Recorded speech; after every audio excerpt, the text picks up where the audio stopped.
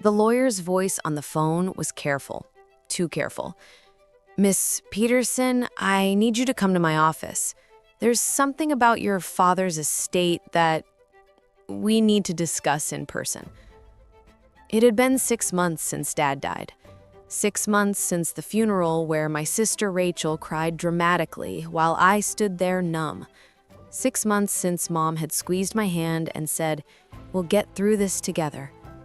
Except we weren't getting through it together. I was being cut out. And they'd both known all along. Let me explain how I became the daughter my family decided to erase. I wasn't always the scapegoat. Or maybe I was, and I just didn't see it clearly until there was money involved. Growing up, Rachel was the golden child.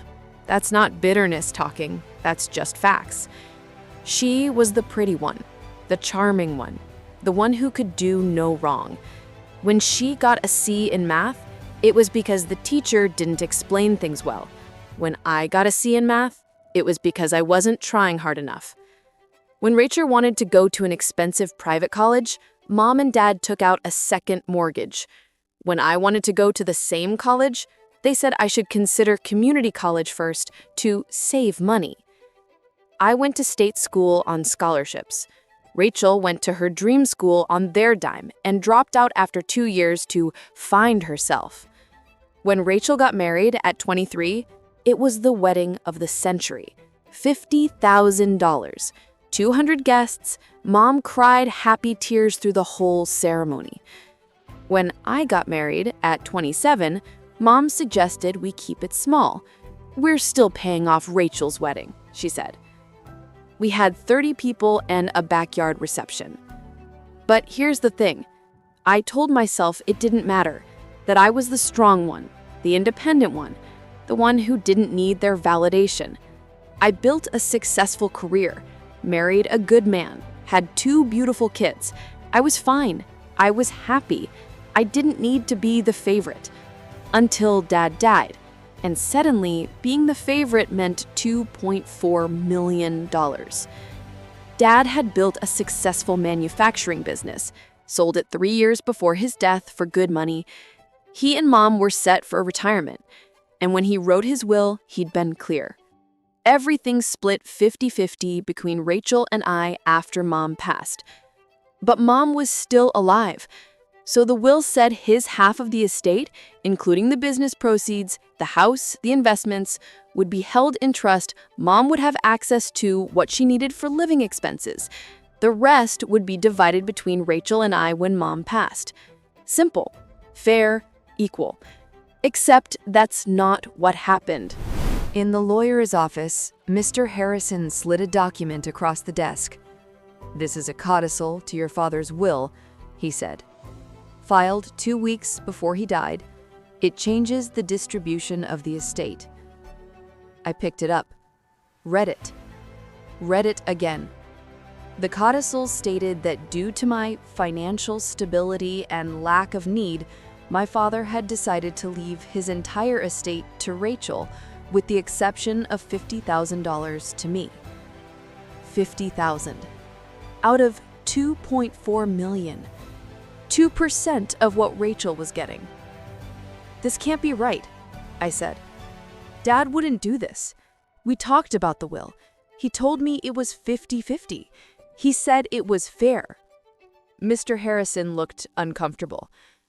"The codicil appears to be properly executed. It's signed by your father, witnessed, notarized. Let me see it." He handed me the original document. I studied my father's signature, studied the date, studied everything. When did Dad supposedly sign this? July 22nd, 2 weeks before he passed. He was in the hospital then. He'd had a stroke. He could barely hold a pen. The witnesses attest that he was of sound mind. Who were the witnesses? He checked the document. Your mother and your sister. The room went cold. My mother and my sister had witnessed a document that cut me out of my father's will while he was dying, while he was weak and medicated and barely conscious. "I need a copy of this," I said. "Of course. But Miss Peterson, I should tell you, challenging a will is difficult, expensive, and your father did sign it. Even if he was ill, if he was mentally competent. Can I have a copy or not?" He made me a copy. I drove straight to my mother's house. Rachel's car was in the driveway. Of course it was. They were probably celebrating. I walked in without knocking. They were in the kitchen. Mom was making coffee. Rachel was scrolling through her phone. They both looked up when I entered. "Honey, we weren't expecting you." "I just came from the lawyer. Want to explain this to me?" I threw the codicil on the table. Mom's face went pale. Rachel's went red. "It's what Dad wanted," Rachel said immediately. "You have a good job, a husband with a good income. I'm a single mom. I need this more than you do. Dad would not cut me out of his will. Not like this. Not leaving me 2%. He didn't cut you out," Mom said quietly. "He left you $50,000. That's more than many people get." "You were there?" I said to her. "You witnessed this. You watched him sign something that gave everything to Rachel and almost nothing to me." She didn't meet my eyes. "He wanted to take care of the child who needed it most." "The child you always favored, you mean?" "That's not fair." "Did he actually sign this? Really? Or did you two do it yourselves?" Rachel stood up. "How dare you accuse us of—" "Answer the question. Did Dad actually sign this while he was conscious and aware, or did you forge it?" Mom's silence was answer enough. I took the document and left. I didn't say goodbye, didn't slam the door, just walked out. And I called a different lawyer. Contesting a will is brutal. It's expensive, it's emotionally devastating, and it tears families apart. Mine was already torn apart. I just needed to prove it legally. My lawyer was a woman named Jennifer Chen. She specialized in estate fraud. I told her everything. The codicil is dated July 22nd. Your father had a stroke on July 18th. Do you have his medical records from that time? I can get them. Do that. We need to prove he wasn't mentally competent to sign legal documents. Or, she paused, we need to prove the signature was forged. I got the medical records. Dad had been heavily sedated, multiple medications. The notes from his doctors indicated confusion and limited responsiveness. But that might not be enough. People in hospitals sign documents sometimes. It's not automatically invalid.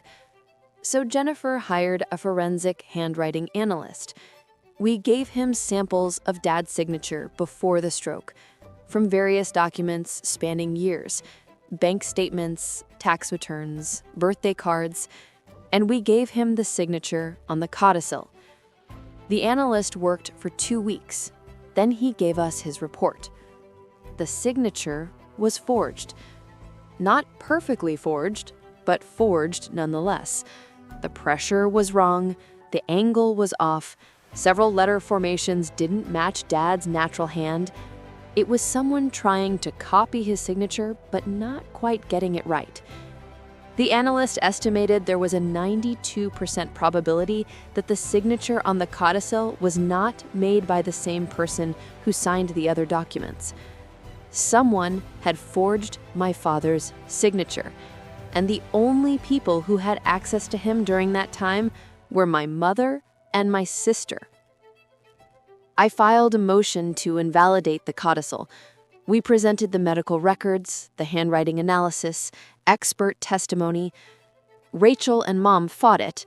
They hired their own lawyer, argued that Dad had been lucid when he signed the codicil, that the handwriting analysis was inconclusive, that I was just a greedy daughter who couldn't accept her father's wishes. The judge ordered a hearing. I sat in that courtroom and watched my mother lie under oath, watched her testify that Dad had been perfectly alert when he signed the codicil, that he'd explicitly told her he wanted Rachel to have more because she needed it more. I watched Rachel cry on the stand, talk about how hard it was being a single mother, how Dad had always taken care of her, how I was trying to steal from her. And then our expert witness testified, showed the comparison of signatures, explained the analysis, made it clear that the signature was not authentic. Rachel's lawyer tried to discredit him, but the evidence was too strong. The judge took a week to deliberate. When the ruling came, it was decisive. The codicil was invalid, the original will stood. The estate would be divided 50-50. I won. But I didn't feel like I'd won anything. After the ruling, I tried one more time. I called my mother, asked her to meet me for coffee. She agreed, reluctantly. We sat across from each other in a quiet cafe. She looked older, tired. "Why?" I asked. "Just tell me why." She was quiet for a long time. Then, "Rachel needed it more." "That's not an answer. Dad left enough for both of us. Why did you help her forge that document? Why did you lie for her?" "Because she's my daughter who needs me," Mom said. "You've always been fine on your own. You never needed us the way Rachel does." "So because I was independent, I didn't deserve to be treated equally?" "You don't understand what it's like," she said. "Rachel struggles. She always has. With men, with money, with life. She needs someone to take care of her. And I didn't need a mother?" She looked at her coffee cup. "You were always so strong. You didn't need the same kind of attention." "That's not how love works, Mom. You don't give more to the child who demands more. You give equally. You treat them fairly." "Life isn't fair." "No, but parents are supposed to be." She didn't have an answer for that. I finished my coffee, stood up.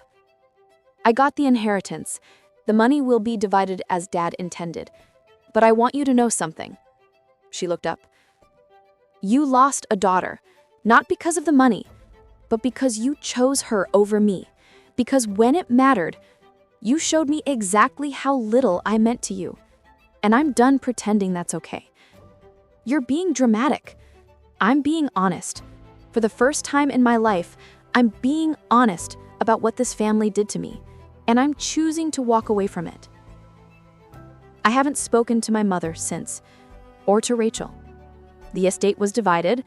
I put my half into a trust for my children. I don't touch it. I don't need it. I never needed their money. I needed them to treat me like I mattered, and they couldn't do that. People ask if I regret fighting for the inheritance, if it was worth destroying my family. But here's the truth. My family was already destroyed. I just didn't realize it until there was something valuable enough to reveal who they really were.